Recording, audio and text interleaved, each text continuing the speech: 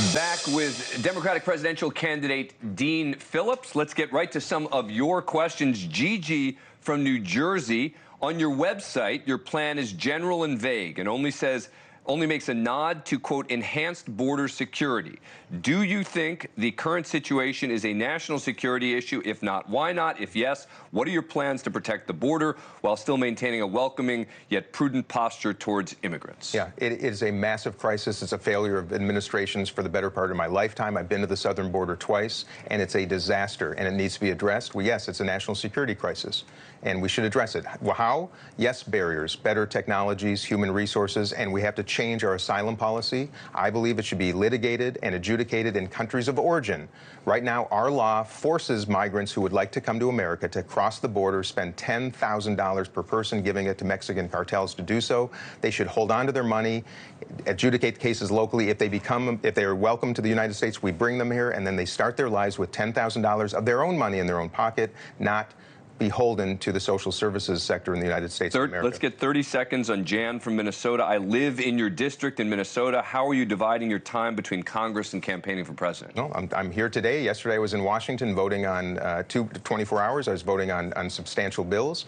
I have an extraordinary team both in Washington and Minnesota that are taking care of constituents, and I'm very deeply engaged. But I'm running for president. And does that mean I have to get in front of people all around the country? Darn right it does, especially considering what the alternative is, which is Donald Trump. That's what Crystal from Indiana wants to know. What separates him from Biden other than his age, and what can he do different from Biden against the Trump and the MAGA party? I'll be the first Gen X leader in American history. I'm going to lead the White House in a totally different way. I'm going to have a bipartisan cabinet. It's going to be a team of rivals. We will have the best and brightest Americans at that cabinet level, people who have managed multi-billion-dollar organizations. We will use zero-based budgeting because right now our budgeting process is ridiculous. I will engage an international consulting firm to assess every single government program, agency, and expenditure and make recommendations to do it much more efficiently. I'll have a youth cabinet, 50 members, one from every state, high school and college students to participate in policy formation, and I will have common ground dinners where everyday Americans are invited to the White House, red and blue, Trumpers,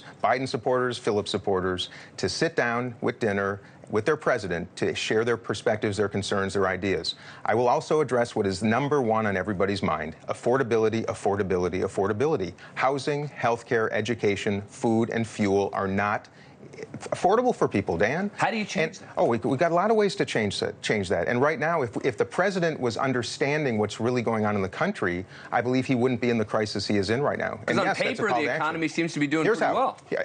So right now, our healthcare system is an unmitigated disaster. We spend twice as much of any country in the entire world, and our outcomes are mid-pack. We need a national health insurance program. I will be making some news, I think, very shortly on that. Housing, we need to build 7 million housing units. I will make that a priority literally on day one. It's not easy. It's going to require some changes in zoning laws and some regulatory issues. And a lot of money. And a lot of money. But we're spending much. You have 150,000 migrants that have come to New York City right now. Hotels that they're staying in have not been paid by the federal government. We are spending so much more, Dan, so much more than we will if we made the investments upstream. Education. Every student in this country should be not entitled, they should be served the most extraordinary world-class education imaginable, and every American who works in this country should be able to afford their groceries and their fuel, and that's why we got to raise the foundation. Give me a shot. You will see a leader in the White House that is totally different than anything we've seen in the past that will actually do this. I have no animus towards Donald Trump. I mean, I have animus towards Donald Trump. I have no animus towards those who support him because my job is to invite and understand why so many people are so upset. I invite you to join this campaign, no matter your politics, because we're going to create some change. Dean Phillips, you got an uphill battle, but yes, it's certainly a fascinating campaign. Thank you very much for taking the time. Keep really the faith. Appreciate it. That wraps it up for us tonight. Thanks for watching. Banfield starts now. Thank you for watching. Go to newsnationnow.com to find NewsNation on your cable provider. And don't forget to click the red subscribe button below to get more of NewsNation's fact-driven, unbiased coverage.